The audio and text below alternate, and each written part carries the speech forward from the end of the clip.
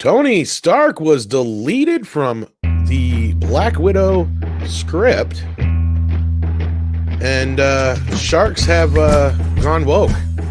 And we have a special guest with us this morning, and I can't say her name.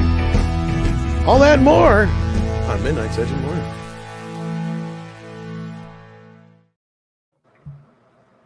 Wow, I hit the wrong button. Greetings, everybody. Welcome to Midnight's Edge in the Morning. It's Friday. It's the end of the week. We made it. We made it through another week. We're like, what, officially halfway through the year now? Yeah, I think something like that. Yeah, that sounds about right. Yeah. We're in the middle of July. I think that's the middle of the year. So that other voice you hear, of course, is all the way from Norway. That's Andre the Boss Man. How you doing? I'm good, thank you. It's a lovely sunny day in Norway. None of the mudslides that we have further south in Europe. So here, all is well, and our thoughts go to those that aren't quite so lucky. But yes, as Rick Lucy is pointing out, it is today my pleasure to introduce someone you all know from the chat. Those of you who are members will have seen her before. Those of you who follow our good friend Robert Meyer Burnett will also have seen her before. But to everyone else, it is my pleasure to introduce Rrrr Mmm. Hello, everyone. Thank you, Andre and Tom, for having me today. Well, thank you for being here. Pleasure's ours. And now I get to listen to Andre say that a lot more than he normally does. Yes, it's gonna be funny. It's gonna be a fun show. And we have many people joining us here. Accidental Tourist even says proof there are women in the chat occasionally. Yes. Actually, we have a very high component of female viewers, I should say. We have quite a few female members and regulars and everything. So yeah, no, this is nothing unique, but it's unique that we have Rrrr Mmm joining us. So that is brilliant, and we have You're many getting a others lot of love from the joining chat as well. here, yeah. Yes, exactly. Multiverse even says, "Holy, you legendary!" So, Yes. yeah. Oh yeah, and Second Rodeo also points out here. This is why I don't believe what's her face's story when she's like, I used to go into comic book shops with my brother and they would kick me out because I was a girl. It's like bullshit. I've never been kicked out of a comic book shop. I've been doted over in a comic book shop. I've seen other women working in comic book shops, so that's just very, very hard to believe. Yeah, usually like if a woman walks into an area where there's a couple of nerdy guys, it's like, oh shit, suck it up. Yeah. It's like suck in the stomach, try to be a gentleman, and how can we be of assistance, madam? Yeah, and if you say that, tell me more reaction. about this, oh, you're going to get an earful, because that's what I don't get, where everybody's like, oh, there's a gatekeeping. Have you ever talked to a nerd and brought up something they're into? Yes. And there's no gatekeeping whatsoever. Comic book shops have always been welcoming, and they're fun to go into because you can start just having conversations. You don't even have to buy anything. That's something that I always liked, is that you could start up a conversation about whatever genre that you love. And, there's someone in there who loves it too. It's all part of the fun. Exactly. Now, granted, I will say some of us can be dickholes, and we love to point out, well, that's not true, and it's this and that, but that comes across sometimes, I'm sure, is a bit off-putting, but no. Yeah, well, those people have issues anyway, and you can exactly a mile away, and they are typically the outsiders, even within the community of outsiders. Exactly. So, and as House of Trades points out, she's talking to one now, as in me, probably. So there you go. We want to thank all you for being here this morning. It's been an interesting week, and I didn't get to watch Space Jam 2, Andre. I overslept. I was going to get up and watch that this morning just to see how bad it was. Well, what the hell for? I'm not asking you to see I know you didn't ask me to, but our good buddy Matthew Kadish has a short review of it. He says, funny, R. Kelly wasn't in this movie, but I still feel molested. Well, yeah. That's good stuff. Good stuff. But before we get into more of what we have seen and not seen, and what's been on the news and not been in the news, first we have to greet the rest of our audience. Troy Pacelli is here, and you liked my reaction of why you were watching that movie. So, yeah. Silver Nova also thought that was funny. And Lord Totley, yeah, this is actually great. What the hell for? It's the best quote so far for that movie. Maybe we should do a review now, and we call it that. Well, I kind of already know it's the same movie. It's the same fucking movie. So yeah. I'm just curious if it was true what I heard about the cameo and all this other stuff and a few other things. Other than that, I'm just like, I know what to expect. Yeah.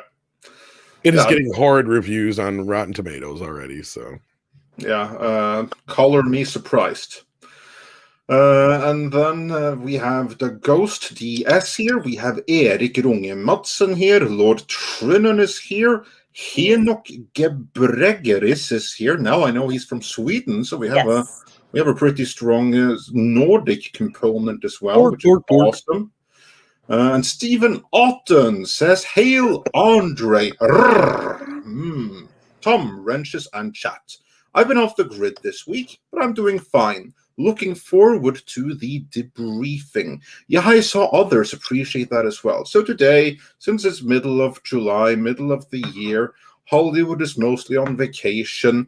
So, yeah, it's a slow. We did get a few things, though. Like James Mangold spoke out finally. Did you hear? Yeah, I heard that. He claimed that he hadn't accused anyone of being a basement dweller until Matt Kadish pointed out. That's literally the first thing you told me. Oh yeah, he made himself look like a complete fucking tool in that interview. Here's talk about making it worse. If you first have put your foot in the mouth, there's really nothing more you can say, because everything you say is just going to bring it up, and you're just going to stick your foot in the mouth some more. So, yeah, but we have, some minor news. We'll get into all of those. First, I'm going to do these super chats so I can get them up on screen. Troy Pacelli says, "Happy Friday." Rrrr Mmm. Oh, and you guys too. So, yeah. Eisenhower not completely forgotten. And then we have the last millennial who says for $2.99, "Hello. Rrrr Mmm.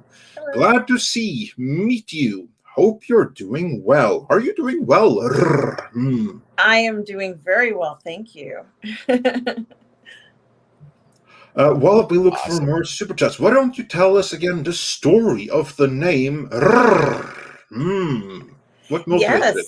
Yes. I wanted to create a name that you had to use some sort of physical effort to pronounce, but also express an emotion at the same time. And I always love rolling R's. I think rolling R's is very sexy, and is a sign of you finding something appealing or appetizing. So that's how I came up with the name. Fitting. Brilliant. Who does best at pronouncing it?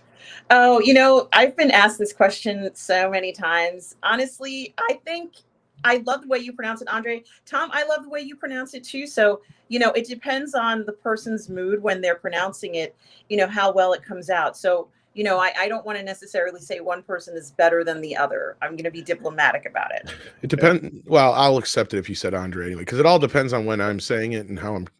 Because if I just sit there, I'm like, like I used to. It's all in the. Now I just try to copy your Andre. So it's, it's all in the attitude. That's correct. Yeah, exactly.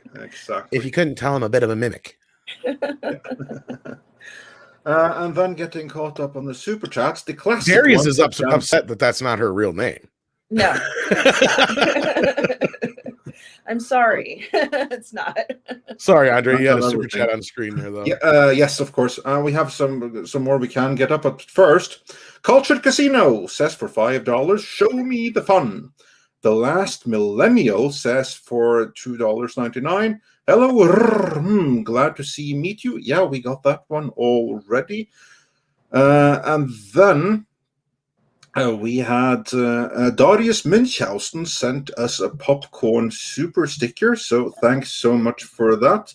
STR Red Wolf says NPR's review of Space Jam 2 declared it a double vanity movie on LeBron James and WB's side. In other words, not worth the money nor attention. So yeah, that's harsh words. And Durao On says, I'm a female as well. Enchanté. Rrrr Mmm. Bonjour, Midnighters. Vive le Tom and Andre. So, merci beaucoup. Quit swearing at me. I had no idea that Durao On was female as well, but there you go. That's what I'm saying. We have a wonderfully diverse viewership in absolutely every way, which is the best kind of diversity, and we are here united by things that we like, or by things that we are annoyed by, but at least we're annoyed by it from a point of love. So that's good. And then we had, let's see, Spider Unlimited says, great start to a great weekend, indeed. And also, I saw Valiant Renegade saying hi in here, and I just have to say congratulations on hitting 1,000 subscribers. Yes. Well earned. So for those that haven't checked out his channel yet, go and check out Valiant Renegade. And with that, and Canadian Spider-Man says hail, and yes, hail one, hail all. So with that, Tom, what has happened this week? What has happened today? Maybe we can start with the most recent news. We had James Mangold sticking his foot in his mouth again. Yeah, we brought that up. We covered that a little bit already. Did he stick his foot in the mouth some more? Or No. was the rest pretty much like mundane? Kind of, I mean, really, it was just more of this, like, same, like you were saying, basically. He should have just kept his mouth shut. I believe he was talking to, I think it was either Cinema Blend, I think it was, or Cosmic News. I can't remember. I think it was Cinema Blend. And he was just basically saying, oh, I didn't attack any fans, and I never called anybody a basement dweller and all this kind of stuff. It's like, yeah, you're doubling down on the stupid now. Just stop. Because as we've been saying, you know, like, you really just should have kept your mouth shut to begin with, and doing this is not making it any better. And especially right around the same time, they just announced a new cast member to join Indiana Jones 5, which actually got a lot of people excited. Yes. I'm curious to hear what you thought of this new casting news, and you can go ahead and introduce it to those who may not know who we're talking about. Well, I sure hope we're talking about the announcement that Antonio Banderas is supposed to be joining Indiana Jones as a cast member, and I'm absolutely delighted to hear this. You know, I've always loved Harrison Ford. Now we're going to have Antonio Banderas. I don't think it could get any better than this.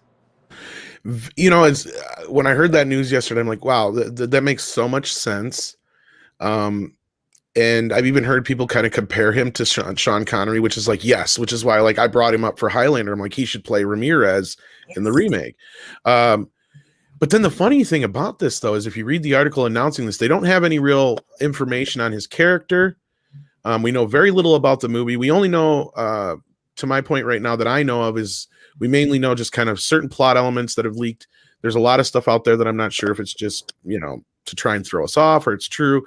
But we do know very that, well could be. It could be some element of fake information designed to throw off. Yeah, but we have a pretty good idea who Mads Mikkelsen's kind of playing. We know it takes place during the Apollo 11 mission. So there's those kind of things we have going on. We have been told that something Indy screwed up in the past, you know, comes to haunt him in his future, which would be our past, but you know what I mean. So it's all these kind of things wrapped together. But then they announced this character. They don't announce a character, but they announced that Antonio Banderas is going to be co-starring along with Harrison Ford. And they set him up in the announcement as the second listed actor above Phoebe Waller-Bridge.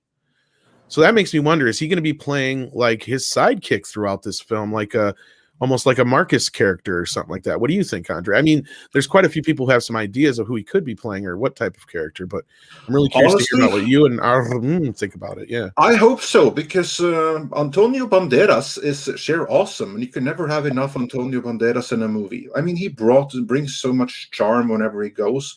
Like his first English language movie, he didn't even speak English. He learned his lines phonetically, and then he had to learn English afterwards, because he got the role anyway, because he's just like the right man for the role, and he's so charming, and he has like that suave element to him. At the same he time, even makes he has animated great bees comedic sexy. timing. He has great comedic timing as well.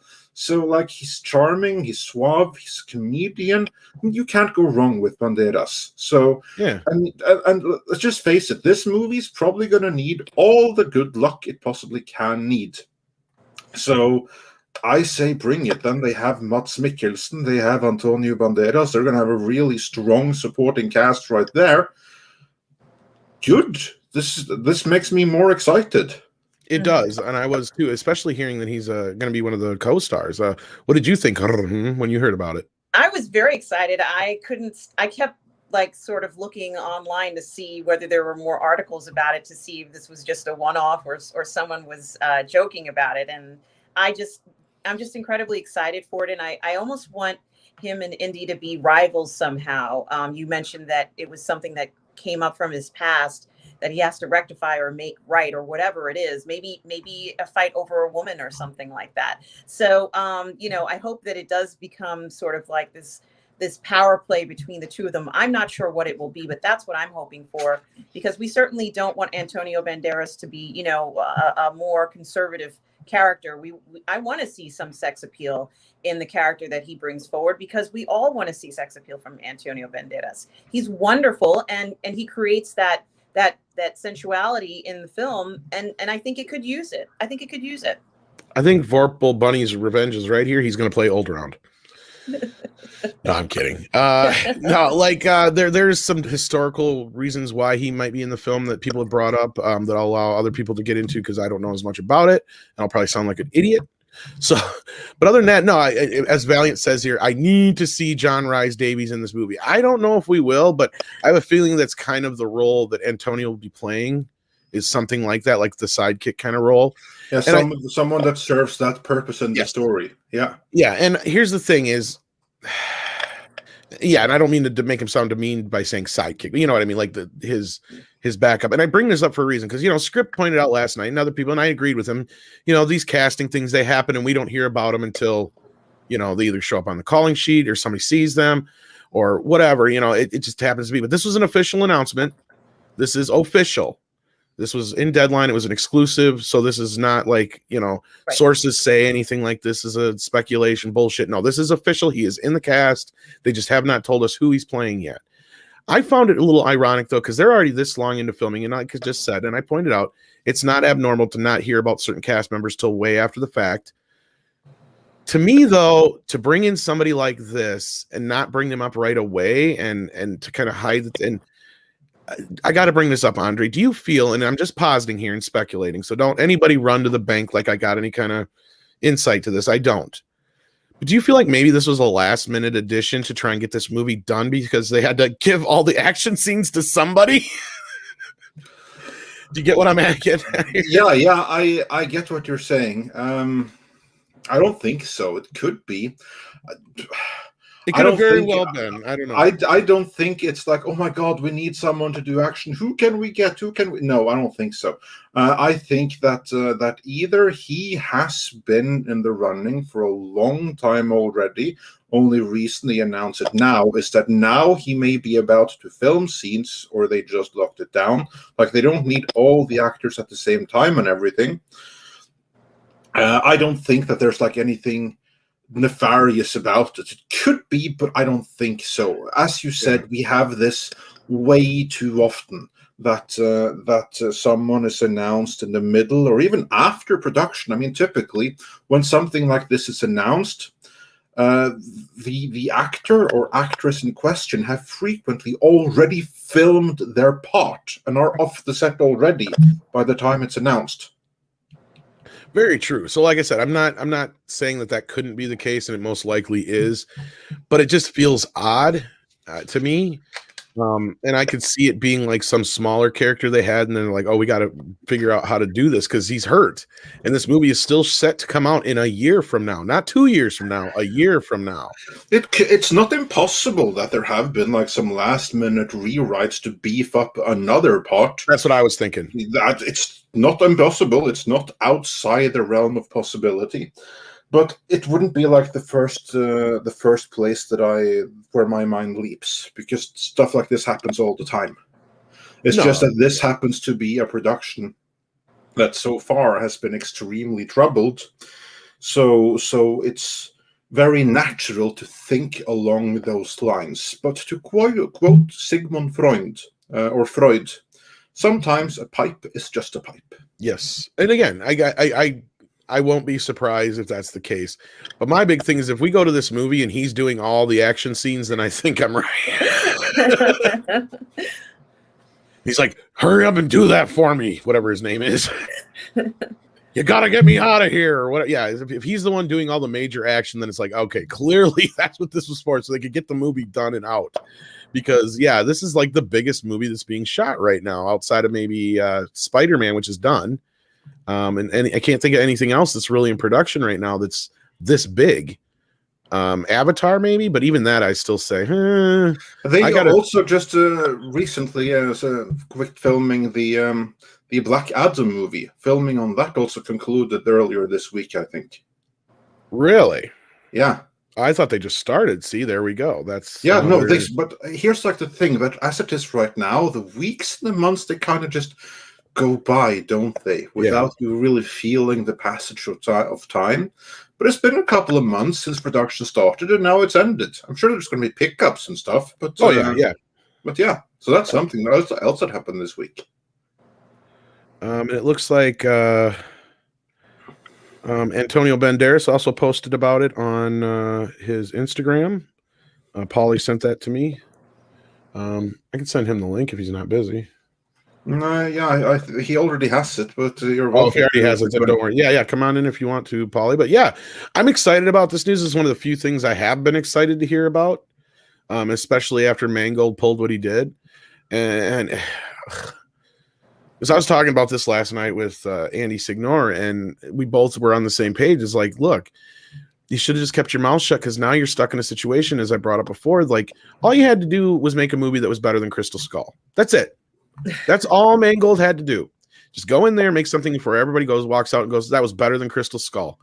Now he has to make a movie that's as good as the first three, because he went and put his foot in his mouth, and he's like, well, wait till you see the movie and all that kind of crap. And he didn't do it diplomatically enough to where if the movie at least bombed, he could have been like, well, I tried. No, now it's going to be all on him if this thing sucks. It's going to be he's going to be under the spotlight the whole time. Nobody's going to worry about Kathleen Kennedy now, because he's the idiot who went out there and made a public display. Yeah, pretty much. And in terms of, and when you screw up the way that he has done, really, there's nothing you can say. There's nothing you can say to make it better. All you can do is wait for the next news cycle, for when you have an actual story to put out there, and then talk about that. And that's really the only way to deal with stuff like that. Honestly, Alex, this is the best hope we can hope for, is that it is basically Indiana Logan, because then at least it hopefully pays some respect to the character.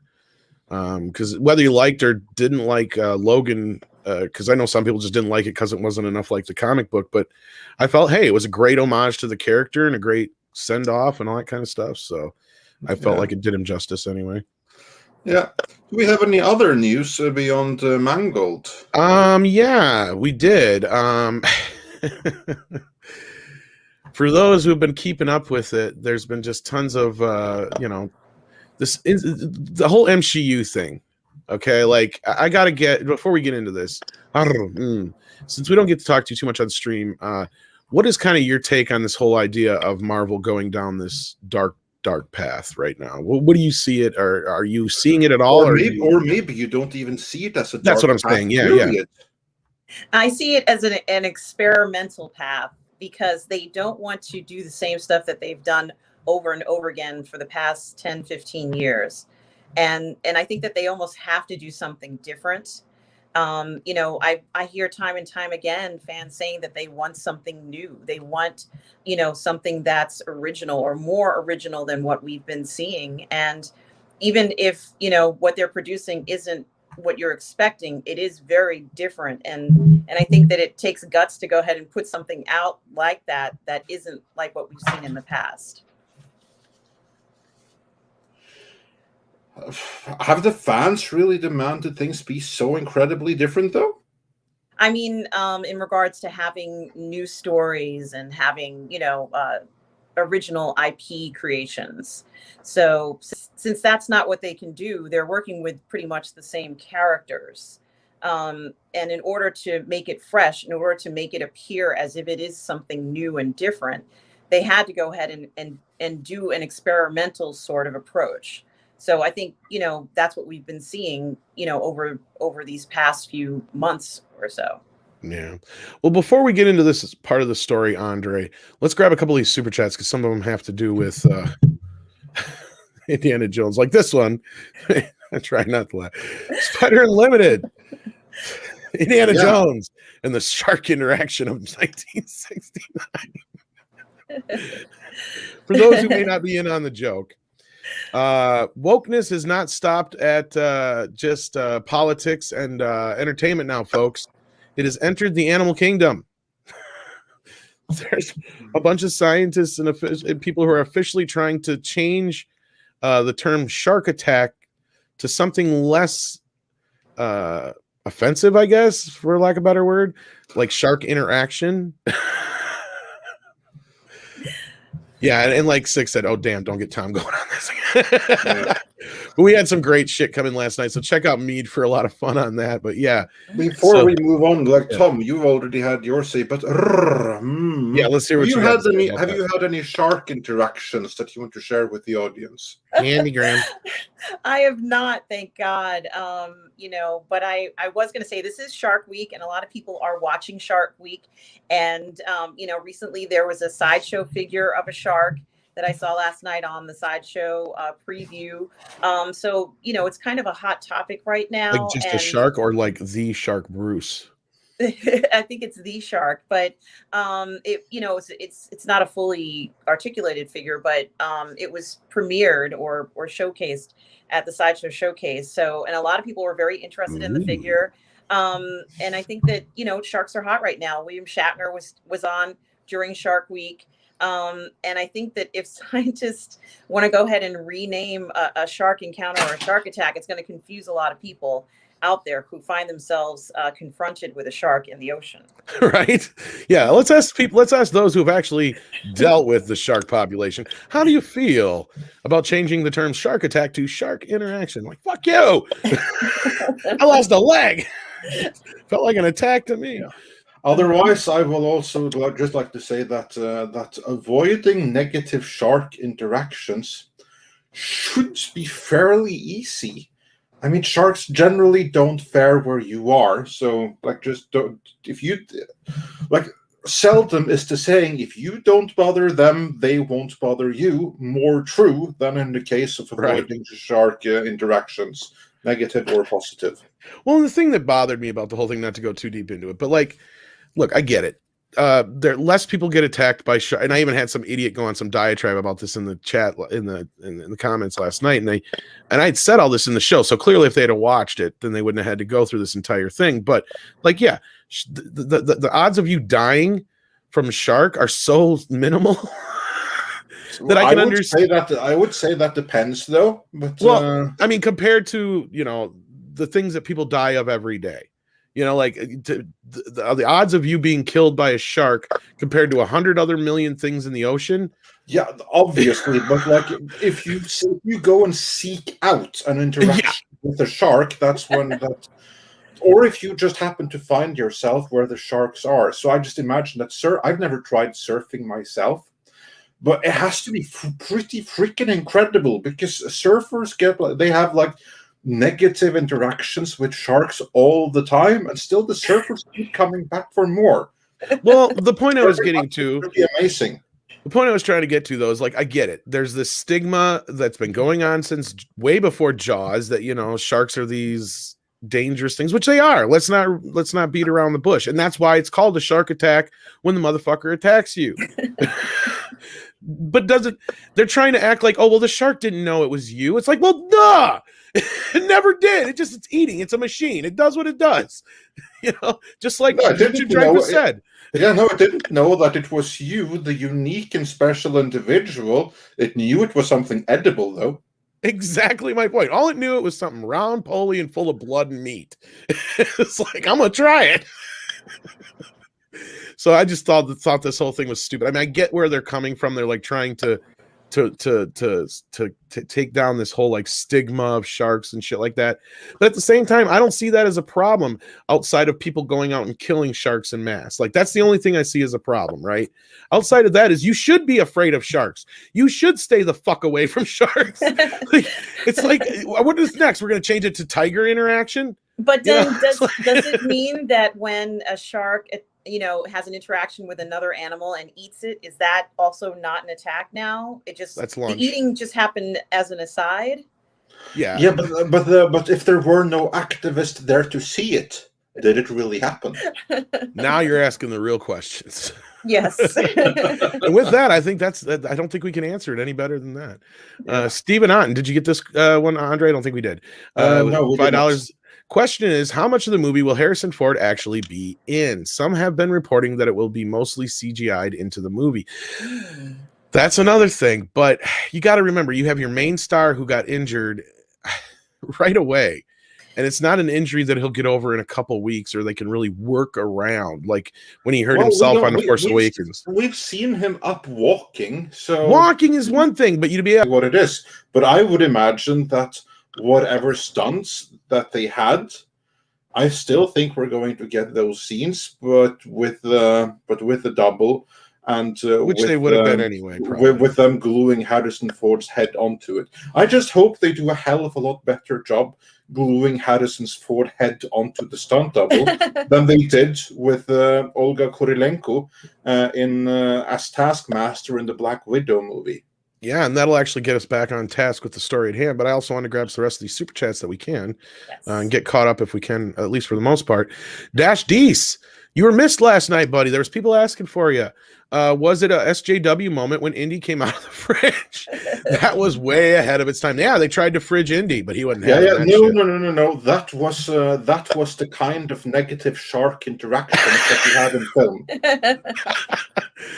Now, I'm going to see if I can find this, but yeah, like, well, go on and get the rest of the super chats here, Andre. Yeah, some older ones that I have on my screen here. Valiant Renegade says, morning, and thanks, Andre and Tom. Oh, pleasure. Like, you have a great channel going there. So everyone, go check out Valiant Renegade. And Stephanie Janishek's Smuggler's Cantina says, picking up my new elliptical machine. And hi, Rrrr Mmm. So yes, well, awesome. Enjoy that machine. Should be cool. And then most recently, we missed some in between. We'll get to them. Technical Chat says for $5, I'd rather deal with a shark interaction than a shart situation. And you know what? The fear of this is that, you know, the next thing you know, they'll be saying, well, you instigated this interaction. Yeah, that's where I'm getting to. It's like, it's not like the shark knows any different anyway. I get that. But like, you're not making anything better. You're not changing anything. But yeah, Artist Azevius, or however you say his name, I really apologize if I'm saying it wrong. I've been on a few streams with him. He's a good dude. He did this. This is hilarious. I mean, I could have done this too, but still. Nice one. Very, very nice. This made me laugh quite a bit. So yeah. That should be like the name of the Jaws remake, Negative Interaction. Well, no, I don't know if Yeti Cass is listening yet, but I'm going to give him the idea because he does these recuts of trailers. I'm like, you got to recut the Jaws trailer now to where Quint and Richard Dreyfuss and Brody are the bad guys and the shark is the victim. And they just keep chasing him down and won't leave him alone. And Accidental Tourist says for $5 Canadian, hey, even sharks get sick of seafood. Let them enjoy some turf once in a while. Yeah, exactly. And I'll tell you what, then- this is why I won't eat anything that can eat me. It's bad Yeah. karma. And as well, some would say that's revenge, but Depends yeah, on if it attacked me first. Then I would. Oh, I mean, interacted with me. Sorry.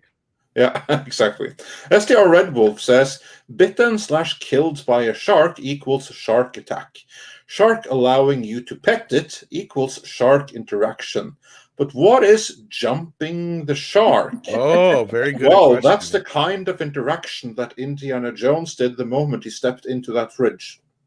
Yeah. Yes, and for those who don't know where the historical significance of that comes from, it's Happy Days when Fonz decided he was going to hop over a shark tank with a motorcycle, and one of the producers said, "Are we really going to do this?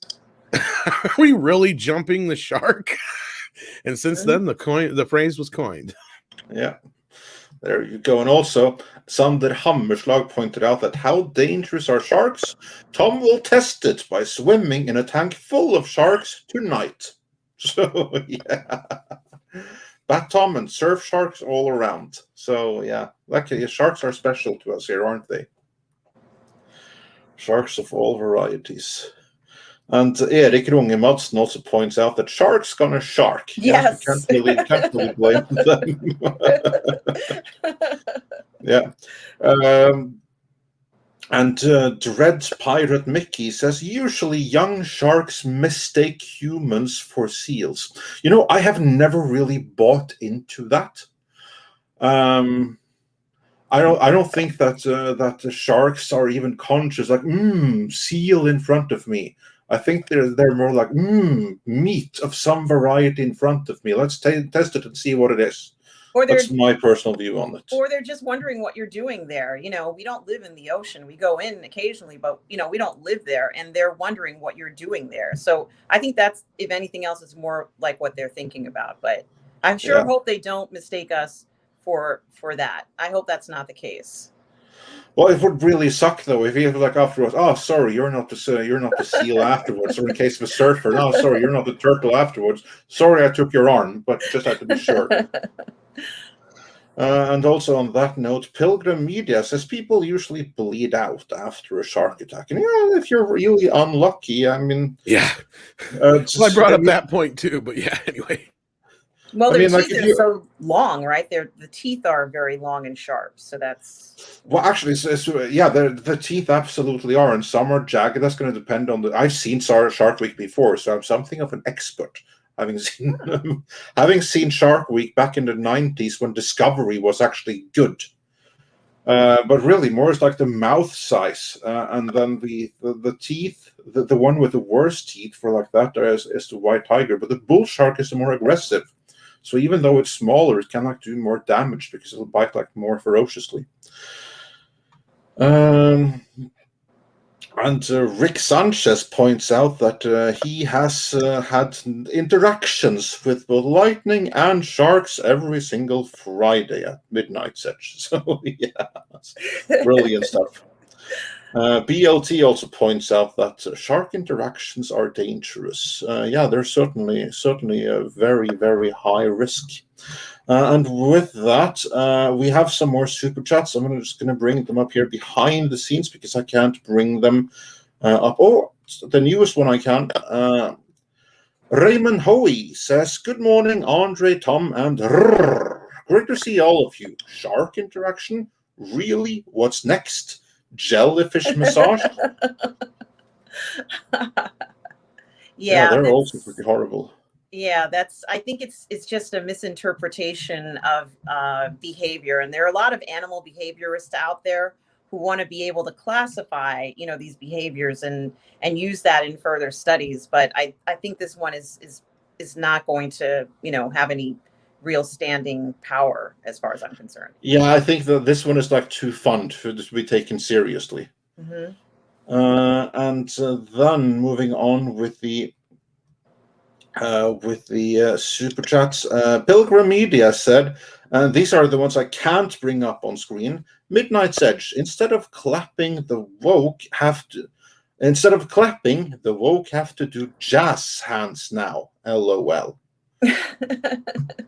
Is clapping too violent now? Oh, it's been Yes. for a long time. Don't you remember, like, for instance, when I think it was like the Democrat Socialist Youth of America or something like that. That was like, there was like this video with them trying to get through a session with all the personal privileges and everything like that. And the first thing they said, no one clap because it might be like dangerous to people who are like neurodivergent or something. So just like flail your arms if you want to clap. Oh dear. That's the world we live in. And this is coming from a father of an autistic son. Instead of saying, maybe you shouldn't bring your kid to a place who is, or anybody who's, audibly, upset by loud noises or quick, loud noises, things like that. Instead, no, everybody else has to childproof the rest of the world for one person. It's gotten ridiculous. Like I didn't get to go and do a lot of things with my kid. Why? Because I knew either he would be triggered by something or he would be the one triggering everybody else. It's just the sacrifice you make. It's ridiculous. I don't know why you would even do that. Yeah. And then, like a bill says, Rrrr Mmm, take my money. Midnight's Edge Crew, keep up the good work.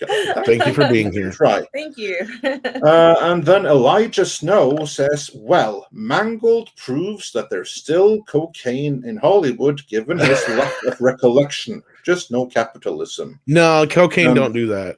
Yeah. And Hypergiver 2 says, happy fade in Friday. And with that, we should be reasonably caught up. So if he was on cocaine, I just wanted to say, if he was on cocaine, he wouldn't be on Twitter. He'd be making that goddamn movie. Yes, so you're saying that he maybe should have some more of that? Yes. And then he'd be like, here, Harrison, this will take care of that. And Harrison will be like, fuck yeah. Fuck, nothing's wrong with my arm. But Tom, with that, did we have any more? Did we get these ones here? No, because they came in most recently. Let's do those. Yeah, real quick. Dole says for $5 sharks are evolutionary optimized as killing machines. Can't even swim backwards. Other super optimized creature is the crocodile. Yeah, that would be why like none of them have changed in the slightest, like the last 10 million years.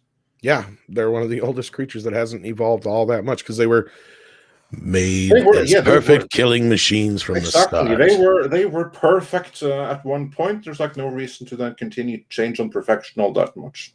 And Joachim Stark says for 50 Swedish krona, it was better in the past when people took baby seals clubbing. Ooh, as a Norwegian, that one hurts. Ouch. But that's a double entendre now, isn't it? Yeah, my people were the ones doing that. No, but I know, but like you can take one to the club. Just don't club them. Right. Clubbing, not hurting them. Clubbing, dancing. Taking them dancing. Yeah. Yeah. Yeah, that's not what my people did. I know. Let's move on. We're trying not to remind people. With that though, of course, that would be a sweet reminder of Norwegian sins. But yeah, that's all good and well. Then you guys also had the Free Willy thing too. That was hilarious. I know it was, but it's still kind of sad and hilarious at the same time. Poor kid. That's just a beautiful story. Are you familiar with that story? With what happened with Free Willy? I've heard it. I think you were speaking about it last week, if I'm correct. No, actually, it's been like a little bit longer. But yeah, I think I told Robert Marbonette in a stream where we both were.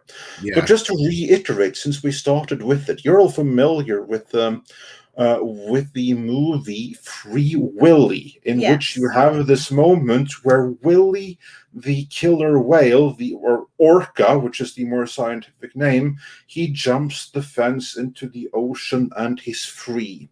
Well, there were plenty of people that thought this was a very beautiful movie, but they reacted to the whale actor playing Willy, him still being in captivity in SeaWorld. And before we continue, hey, Paulie, greetings. How's it going? Going good. How's my audio? Bit choppy, but all right. It'll do. It'll probably catch up. Yeah. Well, I actually just wanted to come in for a minute and say a couple things. Go for it. because I'm actually out in the field doing a 2-day job, so I got to get back to it. But hello, nice to see you on the show. Hello. Yes. I'll see you later tonight on the karaoke show. Absolutely. But you know, Tom and Andre, and to the entire chat, first of all, thank you to everyone in the chat that contributed and gave money to the Stand and Deliver panel fundraiser with Eddie Almos, Mr. Almos, and we put that video up, and it's the response has been massive. As far Yes, as and I just, also, and to those wondering, it's on Paul's channel, Latino Slant. Plus, it's also the link to it is in the Midnight Edge community link. So if you check the most recent community post, you'll find the link to that video right there. so yeah, and thank you for that, guys. So that's my first thing I wanted to say was first, muchísimas gracias to all the people in the chat, to the Midnight's Edge community that was just so awesome. We've raised $5,600 for between those two panels. But you know, Andre, the response, the comments have been amazing, and they're all mainly from non-Latinos praising Eddie Almos, right? Then I'm hearing the news of how everyone's excited about Banderas and Indiana Jones. And I start thinking, you know, as far as Latinos being in film and being respected and being this, you know, there's a wocoso way that thinks that it hasn't been done, or we're so underrepresented, mamadas. Because I think of, well, we've arrived. I mean, look at the reaction. Look at the praise and the excitement that these two actors have brought to us. And I can't help but just be so full of pride that these two men and their careers have entertained the entire world. You know, Luis Valdez, the writer-director of Zoot Suit and La Bamba, he once said, "I write for the universe." And I just, you know, it just dawned on me when Tom was talking about it, and then the people in the chat, we won, meaning that we're a part of the entertainment mainstream world, and that's a big deal, guys. And I just you know, and then seeing the reaction to the thank you video, I'm just full of a lot of emotion and just you know, praise to you guys, the community. And I just wanted to give that insight to the wocosos who think that you know, this is how you get it done. You work your ass off like these two gentlemen have throughout their careers, and look at the roles and the praise and the respect that they continue to gain. It's truly amazing. And Rita Moreno as well with her documentary, and she executive produced West Side Story this year. So I just wanted to say that, Andre, I really appreciate you guys, man. I got to get back to work, but I just wanted to say that to everyone. You guys are amazing. Keep demanding excellence from Hollywood, and we're getting it, man. And that's it, fellas. Well, thank you for the kind words. And Troy Pacelli says you're right on target, Paulie. And we thank you for taking the time out to hop in, and we appreciate it, man. Exactly. And we couldn't have done any of that without you. So it's a team effort of bringing out the positivity and, dare I say it, the real, non-forced, natural diversity that we all should embrace. Exactly. Exactly. I mean, it's there. It's interwoven, Andre, and is it a big deal for me? You bet your ass. I'm the Latino slant. That's what you know. I want to share all the beauty and excitement that the culture has. So, anyways, I've talked enough. I will be listening. I'm gonna get back on my job here, my 2-day job that I'm grateful for. Much love, you guys, and to the chat. Well, you take care of yourself, Paulie. Bye, Polly. All right, brother. Love you, brother. Bye. Yes. Much You love. as And well. Take care. Love you guys. speaking of love, we got some love from the chat here from Willy. Willy Woodward sends in a $1.99 super chat. Thank you so much. He's also a member. Says, hello, Chad, Andre, Tom, and beautiful.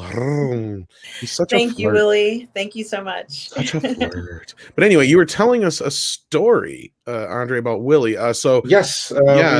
people thought it was a beautiful movie. They wanted Willy free, so they wanted to actually literally free Willy. You were Yes, saying. exactly. Because the actor, the whale actor playing the whale Which is Willy named was Kiko, the I very believe. real life. Yeah, exactly. It's the real life Kaiko, who was an orca in captivity in SeaWorld. And many people thought that it was horrendous that this particular orca that had then gotten freed in the movie was still in captivity in SeaWorld, keeping tourists entertained and stuff. So a lot of activism was done, and millions of dollars were raised to train Kaiko. Because here's like the thing: orcas are social animals, and if they have to like learn to hunt and stuff like that to fend for themselves. And if you're like born in captivity, which I believe Kaiko was, or he was caught at such a young age that he didn't have any instincts left. He had to be retrained. So millions was spent retraining Keiko to be able to fend for himself out there in the wild. And after many years and much retraining, he was then released into the waters around Greenland, where it was hoped that he would find some other orcas, maybe find a nice female orca and get a family and stuff like that. But Kaiko hadn't been raised with other orcas other than the ones in captivity. He had been raised by humans. So he missed the human company. So one of the first things that he did after being released was to seek out human company. So he went to the coast of Norway. And Norway, much to my shame, is a country that still practices whale hunting. Although there are quotas and it's heavily regulated and stuff like that, we still do whale hunting, to my eternal shame. I did not vote for it, so sorry about that, everyone. But anyway, so the fjord that he went to, the town that he found, that was then the city where he settled in Norway was whale hunting city #1 in the world. Like where a lot of people are really gung-ho whale hunters. That's where he settled. And of course, the families and the kids there, they loved it. So they fed him and they played with him and had a jolly good time. But the whale hunters there, they really felt like whale burger. They didn't want to free Willy, they wanted to eat Willy, because that would be extra cool to watch the movie Free Willy while actually eating Willy burger. But luckily, the common sense won out. So it was made very clear from the local populace and authorities and everything else that particular whale was not to be touched. So the story does have a reasonably happy ending in that Kaiko spent the rest of his days in Whale Hunter Bay, Norway, having fun with the local populace and everything till he eventually died of natural causes. Wow. So there. But he had a happy ending. So because the people there loved him. And so he was fed, he got to play with everyone and everything. And look at that. Rrrr Mmm. She even That's freezes. a very unusual story. She even freezes with great images. Look But at a that. good one. I mean, it just goes to show you the impact that animal had on the population. I mean, he had such an influence over their behavior, and you know, if in the end it worked out, then great. But that is quite a story, Andre. It's just amazing. That's an amazing story. Well, you know, it wasn't the movie. It was the damn Michael Jackson song that did it. Can you guys still hear me? We can Yes, hear you, yeah, we hear you. but Yeah, I yeah. think she can't hear us. Yeah, no, we hear you. We hear you just fine. So it's all is well. But anyway, so that's then the real story of the real Willy, played by Kaiko. Died of natural causes, but lived happy till the end of his natural lifespan I in think Whale that Hunter Bay, Norway. I think it would have turned out very differently if he were in the United States. I think it would have Oh, been yeah. a different story. Yeah.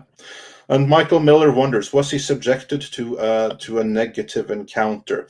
And no, as far as I know, 100% of encounters and interactions were positive. With Like Willy? the people there with Willy, the people there loved him. So How he many was sharks taken- did Willy kill, though? How many negative interactions did he have with sharks? That we do not know, but there were no sharks in that particular fjord, at least not that we know of. And if there were, they didn't. Well, of course they might. Actually, there are blue sharks in Norwegian waters, but to the extent of my knowledge, there was no interactions between those. So it was all just fun and games, literally fun and games, playing with the local kids there and being fed there. We forgot to tell everybody, as Jason Gray reminded me here, the other term they wanted to go for if they couldn't get, the negative encounter was the interaction. Yeah, so there's two different terms they were willing to go with. So interaction or encounter, not attack. So okay, so an encounter, is that a positive interaction? Fuck if I know. Depends on if the aliens probe you or not, I guess. Yeah, but how far are they going to go with the attack? You know, taking attack out of the equation. Is it going to pervade everything? Is it going to go into law enforcement? Will it go into? That's a good question. You know, wouldn't that be a disaster if that was something that became adopted into just normal society? I think that they're trying to redefine the word, but they didn't have to kill off the original word. That was unnecessary. Go ahead and create a new behavior. Create a new behavior. And as somebody pointed out yesterday in our chat when we were talking about, this is something George Carlin would have a field day with. That's exactly it. Like we're getting to a point where Clown World has gotten completely insane. Like there's a reason for these words. They exist for a reason. Like I said, you should be afraid of a shark. You should be afraid of a tiger. You should be afraid of something that will attack you. That word sounds bad and it gets it gets your attention for a fucking reason. Yes, but the story that Andre just told us about the whale just goes to show you that we have so much more to learn, and we shouldn't be trying to redefine stuff unless we're absolutely sure we know what we're talking about. I mean, you know, that goes to show you that there's a lot more about, you know, animal behavior that scientists themselves want to learn, but to create something that's probably not true, I don't know whether there's even any evidence to support what they're saying. This is, you know, you have to be very careful. To introduce the idea of it is one thing, but then to go ahead and try and change it, enact that is a completely different situation altogether. Yeah, well, and not to in a similar kind of ish situation, but not to get directly into what it's about. For those who may remember, Kirstie Alley was getting a bit of heat last week for bringing up a point. And that's kind of going off of what you're saying. You start changing the definitions of words and keep changing things and how things are viewed on certain things. Like sooner or later, things are going to cross the line into areas they shouldn't. And, you know, this is where it's like you're getting to a point where, this may seem like a little thing, but it's going to start carrying on into more and more important things to where we're more accepting of things we shouldn't necessarily be. But I'm not getting down that avenue because I'm sure most of you know what I'm talking about, and if you don't, I apologize. I'm just not getting into it because the YouTube monsters don't like it. Willie Woodward coming again with another super chat says field many gaslights that day. Yes. What's he talking about? Oh, Willie. Anyhow, there was a bit of other news Andre was saying, and this is something that we thought we'd get it to earlier, but we've had so much fun just chit-chatting about everything else in Indiana Jones and shark interactions, positive interactions or negative, either or. Do you remember, Andre, when they had talked about having Doctor Strange and Black Widow? Yes, I remember that with great frustration. Yes, and do you recall exactly what their story behind taking him out was? I remember that too. And it even came from Kevin Feige himself. Now, I do not recall the exact words, so I'm paraphrasing here. But what they decided was that it would be wrong because Wanda is a woman, and because she is a woman, you cannot have a white man come up towards the end of the movie and be like, here, now I'll show you how magic is done. So for that reason, they couldn't have Doctor Strange in WandaVision. So not only did they screw us all over by not having Mephisto, they also screwed us over by not having Doctor Strange. And it's funny, isn't it, that that no other series or any other character have to like take such considerations. If it was like a male character, they wouldn't think twice about having Doctor Strange come in and save the day towards the end there. It's just because it was Wanda. But anyway, that's the gist of the story. And WandaVision was worse for it. But this brings us up to current events. Tom, what's a current event? Well, it's not an isolated incident anymore, is the current event. Recently, in an interview with Entertainment Weekly, or at least it was picked up by Entertainment Weekly, Tony Stark was initially in Black Widow. At least the script, anyway. Director Kate Shortland has also discussed her stance on having other Avengers pop up in the film, telling Total Film that Marvel head honcho Kevin Feige agreed on a decision to leave them out. So this comes from Kate Shortland via Kevin Feige. Initially, there was discussions about having everything about all of the different characters, said Shortland. What we decided was that Kevin and I think what we decided was, and I think Kevin was really great. He said she doesn't need the boys. He didn't want to feel like she needed the support. We want her to stand alone, and she does. And then I guess later on that he confirmed that Tony Stark was supposed to show up in the film at one point, but didn't want to mansplain things to Black Widow. Let me see if I can find that quote exactly. But yeah, it's just a bit alarming to see this continue to happen again and again and again. And as we pointed out before many times, Black Widow was actually filmed and done and over with before these Disney series were going. Yes.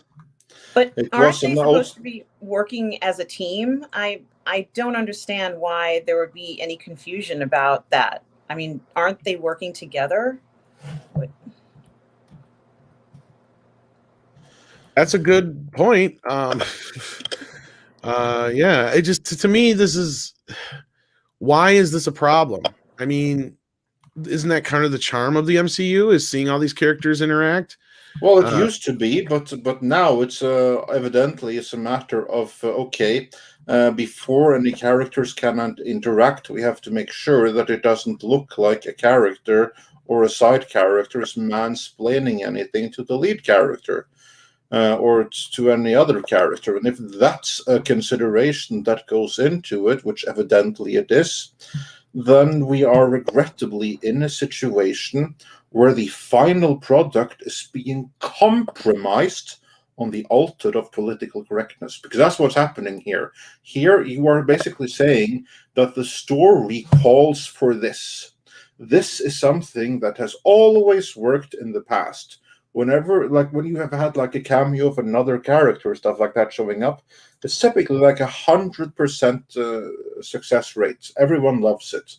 And now when you don't have it out of some worry that you can't do that, you can't have a male character come up and explain anything to a female character, because according to our current political dogma right here in this town where this is being filmed, we can't do that. Well, then you are screwing up the entertainment product for the rest of the world and for all time due to something that was in vogue right where you were filming at the time when you were filming. Yeah, and sadly, this feels like another strike against the film, in my opinion, because not to get too deep into it, because I see a few people in the chat who haven't watched the film yet, so I don't want to get into spoilers, but we covered earlier this week the other bit of news revolving around this film, and we all agreed that the other version would have been better. Why did you do this? So, like, here's another kick against the movie, because the movie was actually decent until the end, and that's where the changes came in. And I'm assuming that's where the Robert Downey Jr. cameo probably would have come in as well. And Omar El Begawai, if I'm saying that right, sorry if I'm not, brings up a very valid point. Says, I wonder how much it would have cost to have RDJ and Black Widow. Maybe the budget also was against him in the movie. I would be saying that could be a possibility, but we got it straight from the mouth of the director, from Kevin Feige's mouth, that that's not the reason. If that was the case, again, like, I would understand that a little bit more, but this was clearly, this was done on purpose, and it probably wouldn't have cost much to have RDJ for a day to film a cameo. Right. Yeah, probably. Like, we know that they've been willing to work with him before, and he's also willing to work with them. So if there was a will, there would have been a way. But before they even got to the negotiating table, it was clear the will wasn't there. Yeah. Duron says, is that a personal negative interaction or something? Brie Larson. But I'm wondering, especially at the end at WandaVision, where it seemed obvious that it would have been nice to have had Doctor Strange there, because they seem to indicate in the story that, Wanda was still learning, she needed to grow, and, whatever the journey is, she needed someone to help her. I mean, the interaction between her and Agatha was okay, but it kind of would make sense to have that person, that other person who might have been able to give her some pointers without, a hidden agenda. So, like, you miss out on that interaction. It's real life. I don't want to think of her by herself in that cabin. She's okay. It's just that I think it could have enhanced it a little bit. Yeah. Exactly. Yeah. I mean, valid point. Yeah, and I mean, it would have been a bit of a surprise, considering, maybe we would have got more insight or something that we wouldn't have got out of this film, because my whole thing was that, not to get into spoilers, but this movie failed to tell me why it should be now instead of when we all have said it should have been, in place of Captain Marvel. Like, now, this should have been Captain Marvel instead. These should have been flip-flopped. I see zero reason why that is the case, and without, maybe Tony's bit would have been something like, oh, okay, you didn't want us to know this till now. Okay. See, I didn't get one of those moments in the entire movie. Yeah, no, because it was like a pure accident. It's just poor planning from their end. And I do believe they have released a number of their movies in the wrong order. I mean, just look at Ant-Man 2, Ant-Man and the Wasp. I still say that should have been before Infinity War. Yeah, I think we agreed on that one. Yeah. Yeah. Exactly. Yeah, I don't know that there is much more to say about that particular story, is it? So let's get caught up on the super chats and move on to the next, because I'm sure there's been other stories in the week. Most recent super chat is from Willy Woodward again, who says, theory: Feige knew Captain Marvel tanked and was overcorrecting with Black Widow movie. People been wanting a Black Widow film since Phase 2 and lost opportunity with Captain Marvel. Oh, hell yeah. That was such a mistake to make that movie. And then we have, let's see.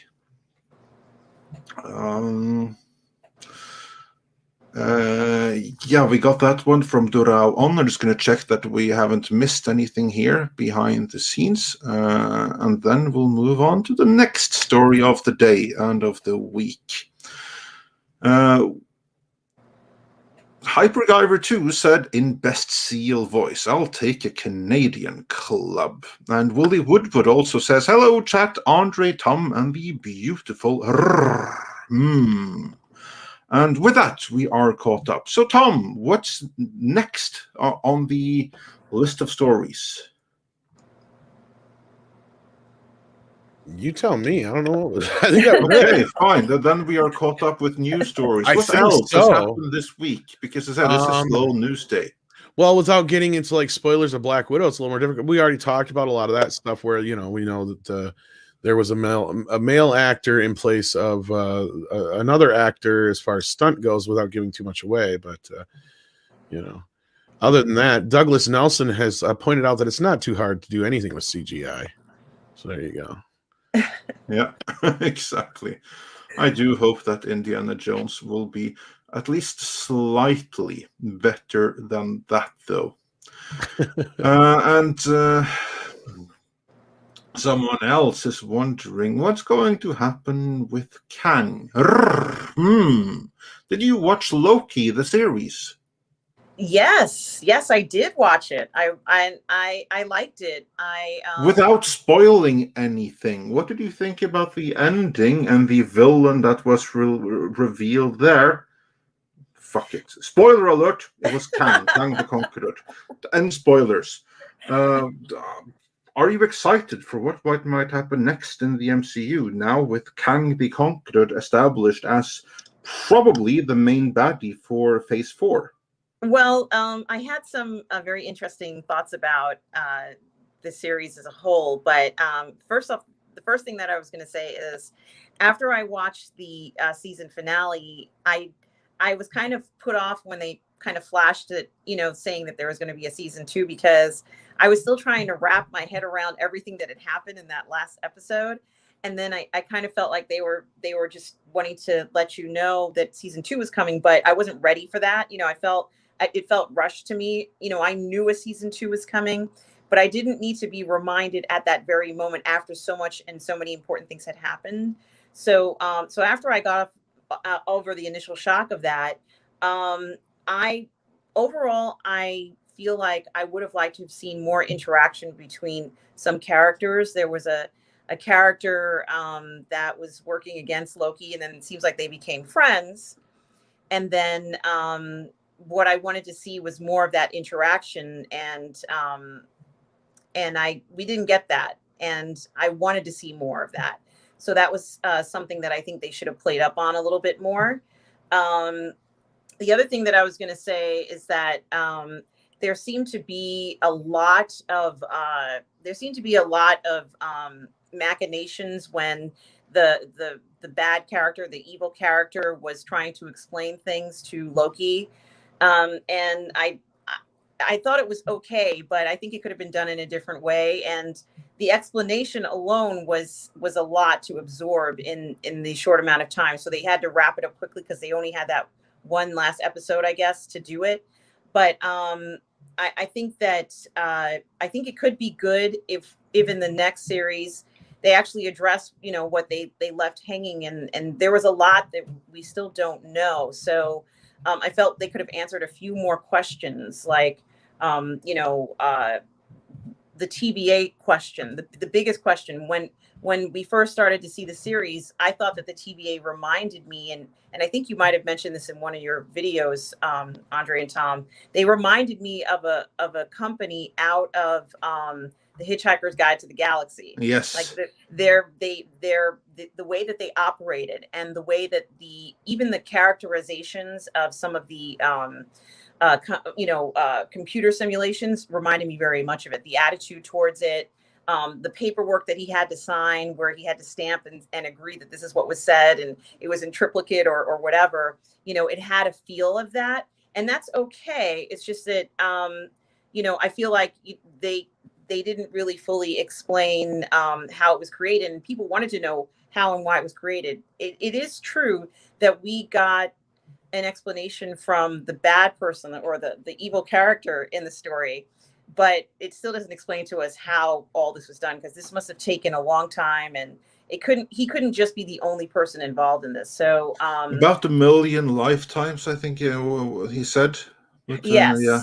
But do you really believe it was one person just doing? Like, could it really be just one person? No. That's why he founded the TVA. He got like that thing, and then he got an idea, and then he founded the TVA and gradually staffed that, and had them help basically run the operation.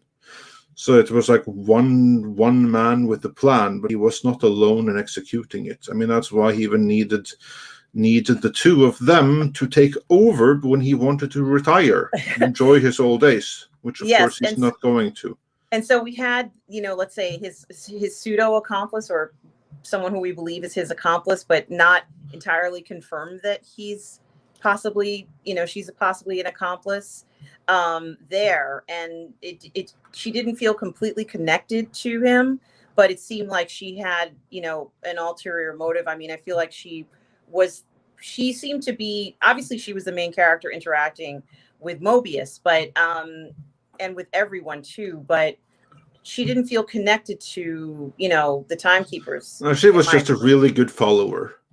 She had I no idea. She was suppose. just like committed to an idea and just stuck with that without her being like a master plan or something like that. Just a really, really good follower.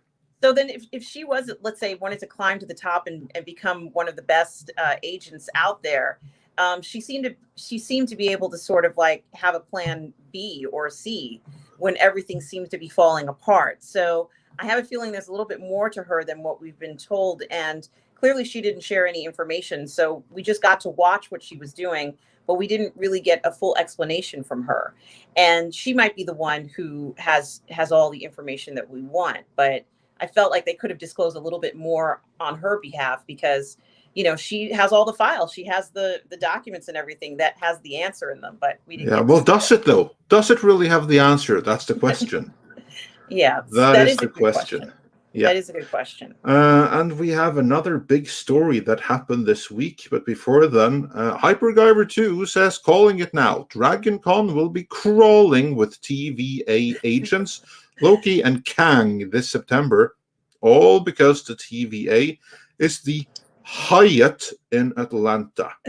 I have no idea what that means, but I hope it makes sense to some of you. Let's see if there's any more here to bring up, or if that was the last one before we get into the big story that happened this week. It was so big that I had completely forgotten it until I went back to the earlier thumbnails just to check what did we talk about earlier in the week. Right. Yeah, we are caught up. So one of the things that we did talk about earlier this week is that Star Trek 4 has been announced again for, I think, the 12th time or something like it. Rrrr Mmm. You are frequently on Robert Meyer Burnett's channel. Do you share his love of Star Trek? I certainly do share the love of Star Trek. I love Star Trek. I grew up with it. My favorite series is Deep Space Nine, DS9. I love it. Yes, I do share the love. So your favorite series is not any of the Secret Hideout series, then? Yeah, that is correct. I loved DS9. I thought it was like a very fresh take on Star Trek, and it also incorporated a lot of characters from other series in it. So you know, it was fun, and I enjoyed it very much. I still love it. I love it. Yes. Well, that's very, very cool to hear. So since you love Star Trek, how excited are you that Star Trek 4 has been re-announced yet again? Maybe it's happening this time. Well, I'm going to be cautiously optimistic. You know, it's kind of too bad that we haven't had what we're all kind of waiting for from Star Trek. You know, and I know different people have different expectations, but you know, at seeing the history of Star Trek and how wonderful the series, you know, all the series have been. Some have you know, strengths and weaknesses, but overall, you know, we're expecting to have that feeling and that emotion when we see these episodes or a movie. And, you know, we haven't really been getting the same level of storytelling that we've gotten in the past. So, you know, if there was some miracle, if it was some miracle that it could produce the quality, you know, level of work that we all have had before, I'm fine with it. But you know, it's been a bumpy road over the past few years with some of the work that's come through, and it's really too bad, you know, because some of the cast, you know, looking at these cast members and crew members who are working really hard to make it work, you know, the scripts are the things that, you know, define it, and they haven't been, you know, what I've hoped for. Yeah, I think that they have been what very few hoped for. I will say, I think that the initial 2009 reboot was off to a good starting point, and they could do wonders from that starting point. Now, more than a decade later, they didn't do wonders from that starting point. So now we've gotten like the 12th or something iteration of Star Trek 4. The question is, will this one happen, or is it yet another funding pitch like all the previous ones? And that is personally what I am inclined to believe that it's going to be. We'll see if they have the money. If they have been able to secure the money one way or the other, this thing is going to happen. And if they haven't, it won't. So it's really that simple. And that 70s Bush, I have to say, I really, really love that particular username. So massive kudos for that. Anyway, that 70s Bush says, did the Chinese run out of money, or why isn't this funded yet? It's actually funny you mentioned that, because in 2016, Beijing did some changes in the legislation. There was a time when every single movie out of Hollywood was co-funded in big part by Chinese studios. And China loves its soft power, let there be no doubt about that. However, everything has a price, or there's only so high a price they're willing to pay. And there in 2016, there were so many bumps and so much Chinese money was lost in American movies. And two movies in particular lost China or Chinese investors a crap ton of money. Those two were Monster Trucks, and the other was Star Trek Beyond, both from Paramount. Those two movies in particular led the charge in a year with many losses, which led to Beijing changing legislation so that it was much, much more difficult for Chinese companies to invest in American productions. So because of that, China did not run out of money, no, but the Hollywood studios, to a very large extent, ran out of Chinese money that they could access to make movies. And since they could no longer rely on Chinese funding to get Star Trek 4 off the ground, you've seen one pitch after another, and all of these announcements have been just that. They've been pitch documents, pitch decks, if you will, for investors stateside, and so far none have bit. But they could at any time, and the moment that someone bites, that's when the movie is going to happen.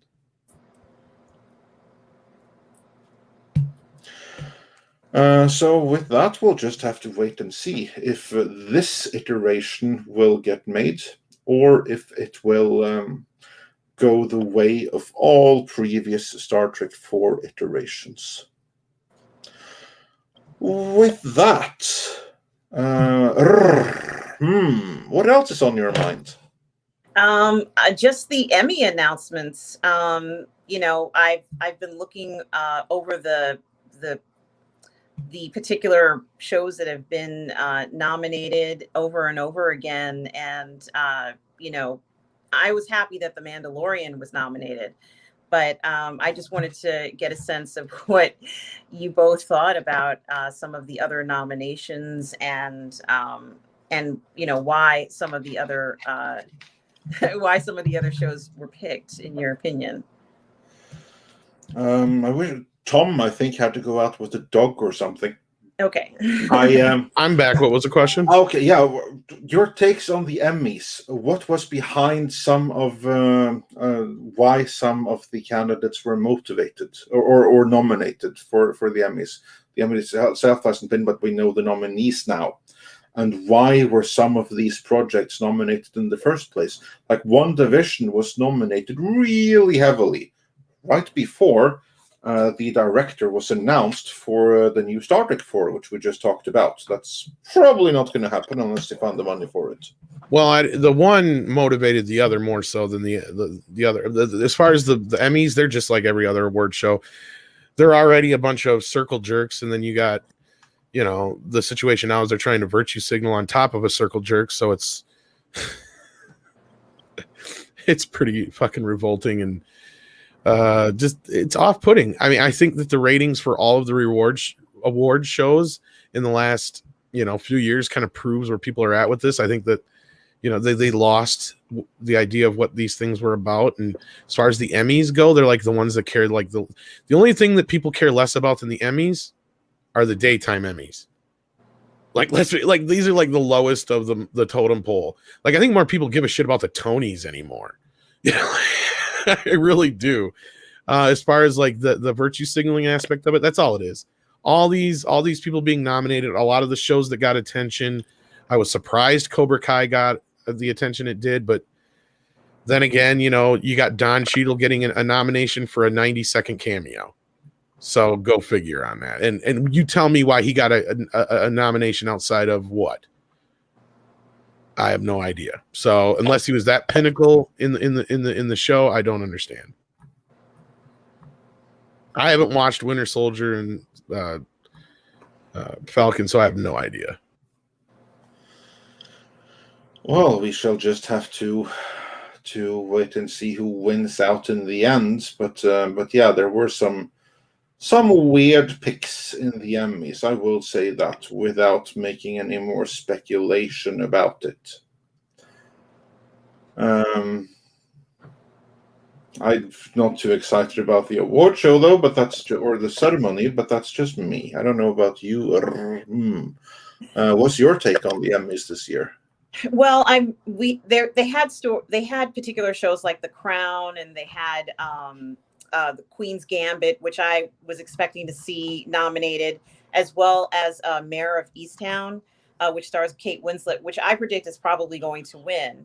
But I was very surprised to see some of the other nominations, only because you know, the shows were not, in my opinion, as good, and probably shouldn't have been nominated. But you know, I'm just astounded at how the selection process is going, and I'm wondering if the selection process was influenced by some of the restrictions or some of the new rules that they're trying to push onto, you know, studios and filmmakers to qualify for certain awards.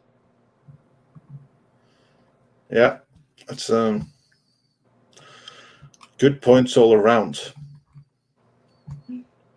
Tom, anything to say to that?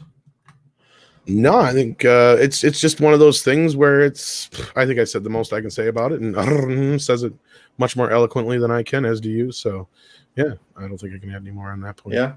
With that, do we have any more news that happened today or this last week? Outside of getting a trailer for I Am Not Starfire that's like 30 seconds long and they turn the replies off on, no. Chucky, they're ramping up the Chucky series. That's getting a bit more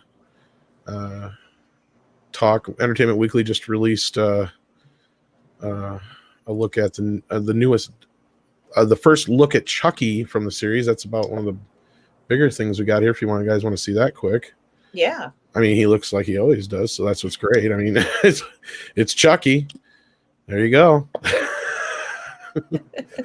It's Chucky. Yeah, that looks familiar. Looks just like he always does. Yeah. So yeah. It starts October 12th. That's the other thing we learned. So I'm excited. I actually have the first script. I haven't read it yet, though. I don't want to. Well, I'm sure you already have it marked in your calendar. So yeah, that's what I'm saying. Like I want to avoid it because I just want to see it. You know what I mean? Like I part of me wants to read it, but I'm like, I just want to see it. Yeah. And for those who don't know, this has a lot of the same people who've been behind the series for the last, since the beginning. And yeah, so this is going to be the one that I think people will enjoy if you're a Chucky fan, outside of that stupid remake we got. Did we get this super chat here as well? We did not. I was about to bring it up. Russell Whitfield says, seeing Rrrr Mmm live on a few streams lately. Any chance of her doing her own channel or show? So, Rrrr Mmm. Any plans of joining us YouTube creators?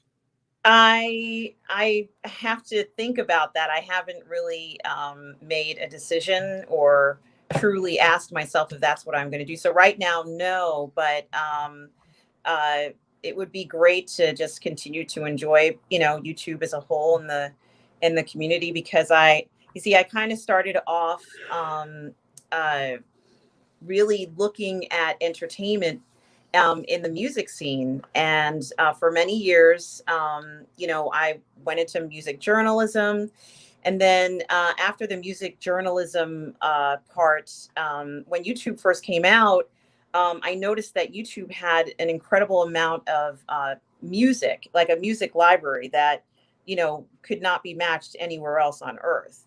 And they had, old tracks and things that I wanted to listen to. And so that's what got me interested in going onto YouTube and trying to get more involved with YouTube. And so, as I progressed and kept watching music on YouTube, the videos also grabbed my attention. And I was a gamer for a while, and I watched a lot of walkthroughs and stuff. But, I've always been a fan of Star Wars and Star Trek. And so then I started to think to myself, I'd love to, find out more about making YouTube videos and being on streams. But, obviously, this led to me being on more streams, as you said. But, right now I'm not starting my own channel as of today, but I enjoy the streams. I enjoy the community. I like, for example, this community on Midnight's Edge. I think this is fantastic what, Andre, you have done, and Tom. And I just really enjoy having that community to interact with and enjoy, entertainment genre. So as of right now, I'm just going to enjoy getting invited on like today and streaming with Robert Meyer Burnett on Midnight Metal. And so as of right now, I'm just going to keep going in stride and continue with what I'm doing right now. So no, I don't have a channel right now, but I'm just enjoying the moment. We'll see what time will bring. Will you be on with Burnett at his Midnight's Metal later tonight? I certainly will be on yes, I'll be on the Burnett work with Robert Meyer Burnett on Midnight Metal. I'm his co-host on the Friday show. And it's obviously, we talk about, toys, comics, movies, TV, music, all these fun things, but with a certain edge to it. So yes, I will be on continuing on that stream tonight. Very cool. So everyone do check out Robert Meyer Burnett's channel later tonight for more Rrrr Mmm. And then this says for $5, is Invincible nominated for its shocking ending? If not, forget the Emmys. I have no idea. Tom, is Invincible nominated for its shocking ending? I'm not sure. I have not seen it, but I've heard a lot about it. I've heard that it's a pretty decent show. So, I'm not totally sure why, but if it's not heavily politically driven, then it's probably the cause. Usually they put up certain episodes for nomination. I don't know how it all works with the Emmys. I'd have to actually get into it. And too bad we don't have a script doctor here today to help us out with that. He'd probably know more about it.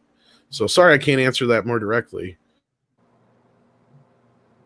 And then Mr. Tickletrunk says, Andre hasn't said it enough. So, Rrrr Mmm. There you go. Yeah, Mr. that is good stuff. And with that, I believe that we have given a fairly round coverage of what has gone down this week. Not a lot in terms of pure news. Well, it's been value. mostly a holiday week, so Exactly, but still, we had some good fun with you guys. We had some fun ourselves on the stream. It was a pleasure to have a Rrrr Mmm on. Thank you. And we got the great update from Paulie and his thank you video, which you can find on his channel Latinos Land, where it's also linked to in the community pages here on Midnight's Edge. So yeah, do check that out. Oh, Stephen Alton says we missed one of his. Okay, did we? Oh no. Let's take a look. Yeah, let's take a look. You can't have that, can we? Nope. Tom, monitor the comments to see if we missed anything else. But I think not. But I shall have a quick check. And Stephen Norton said, "Oh yeah, here we go. Yeah, I see. I missed this one." Stephen Norton says, the Emmy nominations were all over the place. It's obvious they were just checking off boxes. Yeah. Even Yes. Don Cheadle questioned why he was dominated. Yes. Yeah. Nominated. Exactly. Nominated, not dominated. But He wants to be dominated. Well, I agree with you, Stephen Otten. There was no rhyme or reason to why people were nominated, and I also think that it's very confusing when you send a message that you're just gonna pick somebody because they fill a box, but it seems pretty clear that they had a specific way of picking everyone, and I don't think it was solely due to performance. I don't believe that, because even if Don Cheadle himself is saying that he doesn't know why he was nominated, that's an indication that something's a bit off. And Rambam 3000 points out Don Cheadle being dominated was leaked on Pay Hub. So yeah, go look for that. Freudian slips are awesome sometimes. Mhm. You can have fun with it. All right. So with that, then I do think that we have covered everything from the Indiana Jones director sticking his foot in his mouth some more, shark attacks not being so bad, they're just negative interactions, Star Trek, and everything else. So with that, I would like to say thank you to you, Rrrr Mmm, for having joined us today. It was a pleasure. Yes. I have one other question for you guys, though. Yes. Have you been watching, I know maybe not Tom, but have you been watching The Bad Batch, and what's your opinion of that show? No, I haven't really. I'm not. I have a tough time getting into a lot of the ancillary stuff unless it's something that really engages me. I tried watching Clone Wars and fell out early, but everybody's like, "Oh no, you got to watch it. And you got to watch it in this order." So I have the box set and have never actually watched it all. I've watched a few episodes. I actually went to the theater to see that animated pilot episode, and I was very let down. It was like me and one other guy in the theater. I felt pathetic. It was. And yeah, so no, I haven't really gotten into it too much. I've heard good things as far as the Bad Batch. I know, the whole thing about introducing a little girl clone or whatever and stuff like that, but I haven't, not really on top of it. I've heard mixed to positive reviews, so I really wish I could give you something, but no, it's just never been the Clone Wars cartoon to begin with was never something I was really that into. So by extension, the Bad Batch as well, it was not. Sorry. Yeah. Okay. And as for me, I don't watch animated Star Wars. I'm not that big a fan that I'll watch like animated stuff. To be There's honest, some properties that I'll do that for, but Star Wars is not among them. I mean, it has to have some really out of this world reviews for me to do that. Honestly, I'd rather go back and watch Droids, which is on Disney Plus and HD now, than I would, just because for nostalgic value and whatnot. But yeah, no. Yeah. So sorry. Yeah, I wish I could have given you a better answer than that. Well, I think there was a lot of great expectations of the series, not just because of the success of the Clone Wars, but also because of the success of the Mandalorian. And of course, we have high hopes for the series, and I think overall that most fans would say that they like it. But I'm not quite sure whether it necessarily has had the impact that the Clone Wars or the Mandalorian has had recently. Oh, I definitely can see that. Like I don't see the impact that those had, or a better way of putting it. I agree with you there. Because no, I don't nearly get asked about it as much, and it's not as prominent. It seems like I haven't seen any toys for it even, which I can't believe they haven't done anything like that yet. So I don't even know if they exist. Well, I was watching a stream the other day, a guy by the name of I think his name is called the Junkyard Man, and he pretty much looks at toys for all of these series, and he made a note about how for a popular series, like let's say even the Mandalorian, there aren't a lot of these toys that you would normally get where you get all the figures and everything. So even for the more popular show, unless you're going to purchase a sideshow figure, which is fine, or the Black Series, we haven't seen as many of the other characters that were in the series that were very popular. So, it's very curious in a sense that even for their most popular series so far, let's say their most popular recent series, we're still not seeing a lot of that sort of stuff that we're looking for as fans, like the smaller figures and different things like that. So Right. I thought that that's still very interesting now that we're, 2 years past the point of when it premiered. But for the Bad Batch, I have heard a lot of people say that they felt like it was very repetitive in the sense that it kind of mimicked the dynamic and scenario that they saw in The Mandalorian. But initially with a child and, sort of, this renegade group on the run. But, looking at the series now and trying to understand it might be something that you have to be in for the long haul again to understand the story. And I think that that's kind of a pattern that we've seen from